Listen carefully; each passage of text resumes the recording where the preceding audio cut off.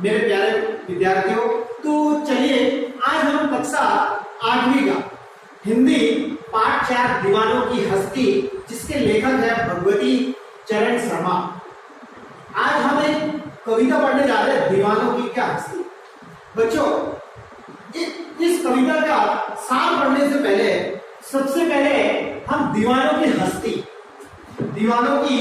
हस्ती के बारे में पढ़ते हैं कि दीवाने यहाँ पर किस लिए, इनके लिए कहा गया।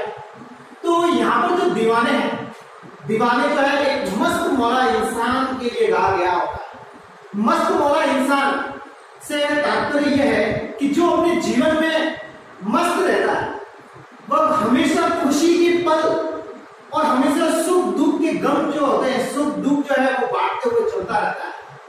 कहने का मतलब यह है कि ये जो दीवानों की हस्ती है, दीवानों की हस्ती, जो मस्त मौला इंसान होता है, अपने जीवन में चाहे कितनी भी बाधाएं अपने रास्ते पर आ जाए, लेकिन उन बाधाओं का विपरीतता न होकर, मतलब उल्टा न चलकर, वह हमेशा उन बाधाओं को तोड़ता हुआ, संघर्ष करता हुआ आगे बढ़ता है और हमेशा दिन दुखियों की सेवा करता चलता है। तो चलिए सबसे पहले ये 3 कवित्व हैं। कवित्व का मतलब होता है ये पहले में जो है हम पूरा का पूरा पहला पढ़ेंगे, फिर दूसरा कवित्व, फिर तीसरा कवित्व हम पढ़ेंगे और हमारी कविता पूरी हो जाएगी।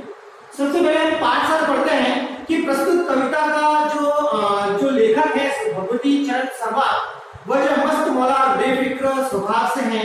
ये इन्होंने अपनी जिंदगी से मतलब ये रिलेटेड जो है ये कहानी, ये जो कविता है वो बतानी चाहिए।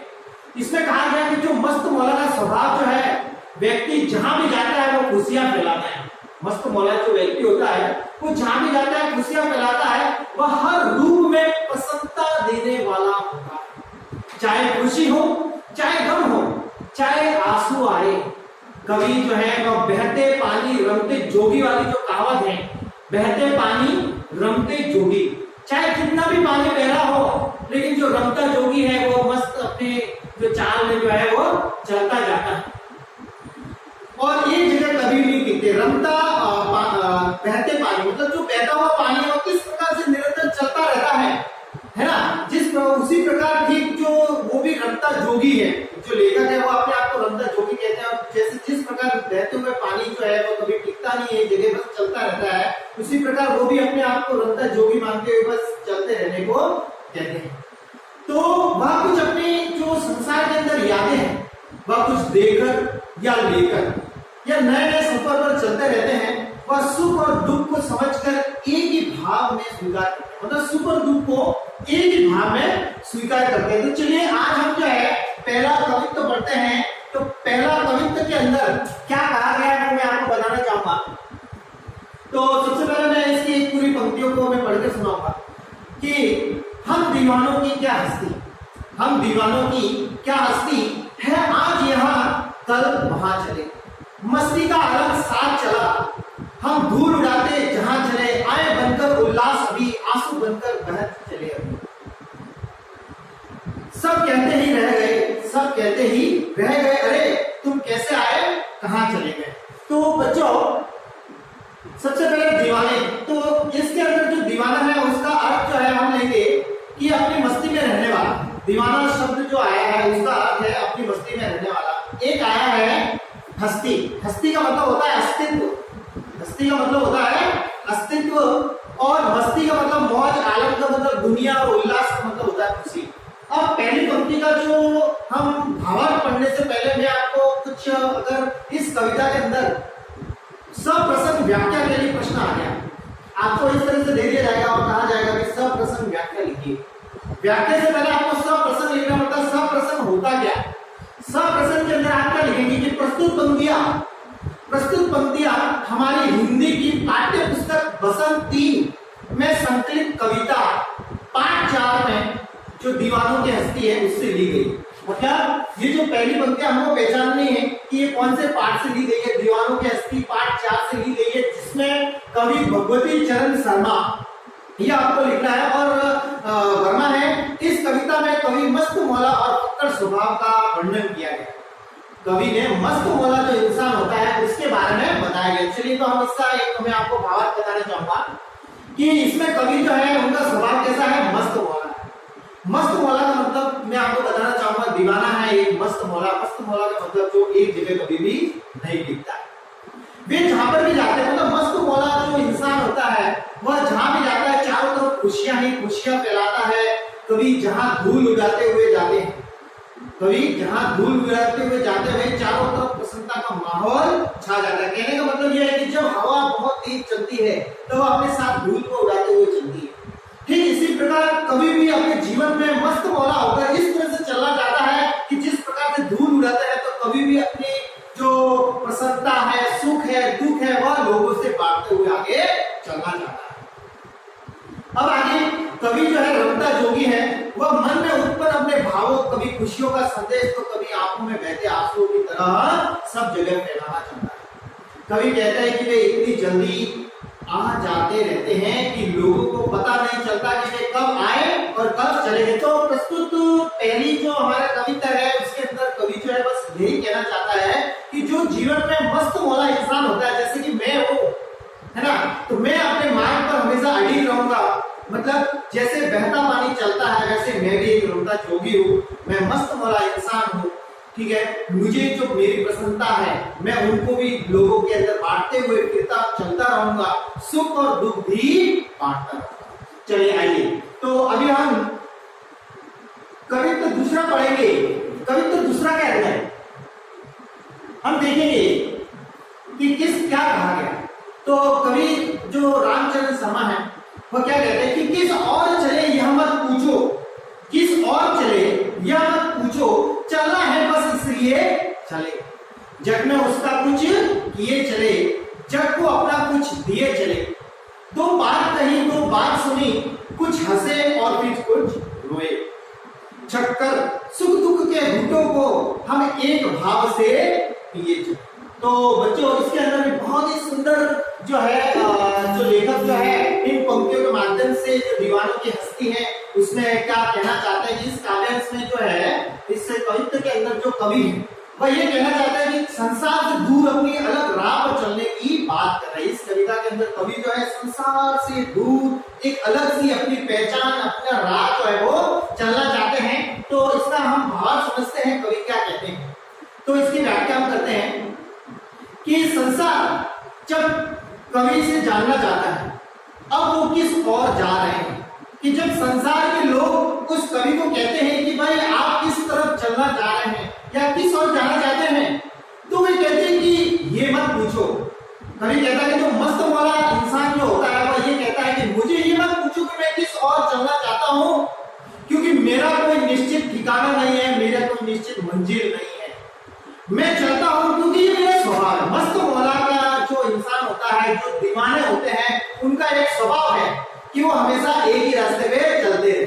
कभी कहते हैं कि वो इंसान संसार से कुछ ज्ञान लेकर और कुछ अपने पास संसार में जब आता है वो मस्त मौला इंसान दीवाना, तब वह संसार से कुछ ज्ञान लेता है और ज्ञान लेने के बाद और उसी ज्ञान को दूसरों लोगों तक पहुंचाता है। कवि का स्वभाव चलने का है, परंतु वह जहां रुकते हैं वे वहां लोगों से प्रेम भरी बातें करते हैं। तो कवि जो है इसके अंदर ये कहते हैं कि जो मस्त मौला जो इंसान होता है वह संसार से एकदम परा होता है, उनकी अलग सी राह होती है। अलग सी राह कहने का मतलब ये है कि संसार में आकर उसने जो ज्ञान प्राप्त किया है वह उस ज्ञान को चारों ओर बांटे हुए फिरता है तथा उनकी बातें सुनते हैं। जो लोग दुखी हैं उनकी बातों को सुनते हैं, अपना सुख को दूसरों को बांटते हैं और उसे अपना तथा सुख दुख को बांटने से उन्हें अच्छा लगता है, ताकि सुख दुख रूपी अमृत का घूंट पीकर वह फिर से नए सफर पर चल। सुख दुख रूपी अमृत का घूंट, सुख दुख रूपी अमृत का घूंट मतलब एक प्रकार का कह सकते हैं कि दुख और सुख जो है वह संसार के दो पहलू है, जिसमें जो भी व्यक्ति आता है उसे सुख भी मिलेगा तो उसे दुख भी मिलेगा। तो उसे अमृत के समान, उस दुख को भी अमृत के समान पीकर अपनी राह की ओर, अपने सफर की ओर बढ़ते रहना है। चलिए बच्चों, अभी जो है हम तीसरा जो पंक्ति है हम भीख मंगों की वो पढ़ेंगे। हम भीख मंगों की दुनिया में, हम भीख मंगों की दुनिया में स्वच्छंद लुटाकर प्यार चले, हम एक निशानी सिर उर की, उर पर, सी उर पर। उर का मतलब यहाँ पर क्या बताया गया, हृदय। उर का मतलब होता है दिल, हृदय, ठीक है। ले असफलता का भार चले, अब अपना और पराया क्या, आबाद रहे रुकने वाले। हम स्वयं बंधे थे और स्वयं हम अपने बंधन तोड़ चले। तो कवि जो है इन पंक्तियों के माध्यम से क्या कहना चाहता है, तो देखते हैं इन पंक्तियों में जो है प्रस्तुत पंक्तियां पुनः अपने प्रसंग के अंदर वही लिखेंगे कि ये जो पंक्तियां है हमारी पाठ्य पुस्तक हिंदी की वसंत भाग 3 जिसमें पाठ 4 दीवानों के हस्ती में कवि भगवती चरण शर्मा, ठीक है। इसके काव्यांश के अंदर यह कहना चाहता है कि प्यार की दौलत से हीन संसार को भिखारी कहते हैं, प्यार की दौलत से हीन संसार को भिखारी कहते हैं और पक्कड़ होते हुए भी वे संसार पर अपना प्यार लुटाते हैं। मतलब जो दीवाने होते हैं वो एक प्रकार से भिखारी होते हैं, ठीक है ना, जो अपने भिखारी होते हुए भी, ठीक है ना, वो अपना प्यार जो है दूसरों पर लुटाते हुए फिरते हैं। तो चलिए इसका हम भावार्थ पढ़ते हैं कि कवि के अनुसार ये संसार भिखारी है। कवि के अनुसार ये संसार कैसा है, भिखारी है। इनके पास प्रेम नामक धन नहीं है, इनके पास प्रेम नामक धन नहीं है, किंतु कवि पूरी आजादी से सब जगह प्रेम लुटाते चलते हैं, क्योंकि कवि सारे संसार को अपना मानते हैं। ये जो लेखक है इन्होंने अपने आप को दीवाना क्यों कहा, दीवाना इसमें कहा है कि ये ऐसा दीवाना मस्त मौला है जो दुनिया में सभी जगह अपना प्यार को लुटाते हुए फिरते हैं, इसलिए वे बंधन से मुक्त है। दीवाने यहाँ पर जो हम अर्थ ले, एक सच्चा अर्थ ले तो उसका मतलब है बंधन से मुक्त, जो इस संसार के बंधनों से मुक्त हो, ऐसा मस्त मौला में इंसान हो, इसलिए वे इस संसार से सभी बंधनों से मुक्त है। वे इतना प्रेम होते हुए भी एक सफल संसारिक व्यक्ति न बन पाए। जो कवि कहते हैं कि मैं इस संसार के अंदर सफल जो है व्यक्ति नहीं हो पाया, क्योंकि मैं एक मस्त मौला दीवाना हूं, ठीक है। तो यह भाग उनकी असफलता है, क्योंकि वो दुनिया के साथ नहीं चले, उनकी एक अलग से राह थी, इसलिए वो अपने आप को मतलब थोड़ा सा असफलता का भार मानते थे। कवि के अनुसार संसार में कोई अपना और कोई पराया नहीं। वे कहते हैं कि स्वयं इन बंधनों के बंधे थे, वे स्वयं भी पहले जो है इन बंधनों से बंधे हुए थे और स्वयं इन बंधनों को तोड़कर आगे चलते जा रहे हैं तथा इससे वे प्रसन्न और सदा चलते रहना।